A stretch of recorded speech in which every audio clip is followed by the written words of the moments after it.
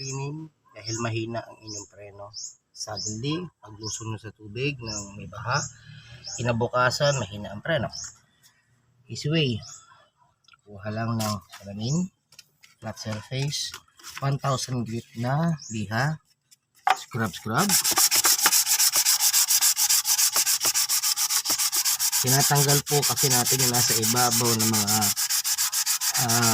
dust saka oil kung ano man meron dyan para lumbas yung good surface ng inyong pads. So, parang bago siya uli.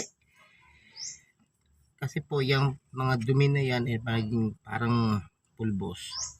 Nawawalan po ng friction yung inyong caliper doon sa rotors.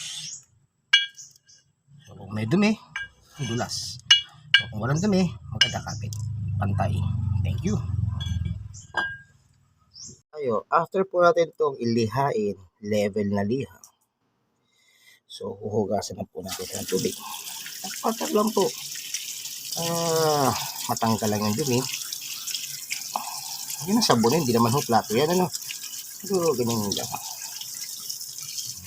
Ayan, lumbas na yung mga elements na makakatulong sa inyo sa paghinto. Lumbas na yung mga gaspang na mga bagay na yun, no? Mga dust, yung mga yun, makikintab na yun, no? Nakakatulong sa paghinto ng preno hone niya.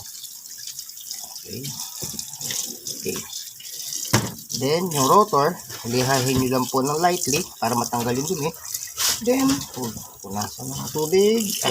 Punasan ng basahan na habang running water. Ayan. Pag wala kayong biniling kung ano-anong bagay, panghugas o panlinis ng preno ninyo. Ayan. Punasan na lang po ito ng basahan na tuyo. Okay na.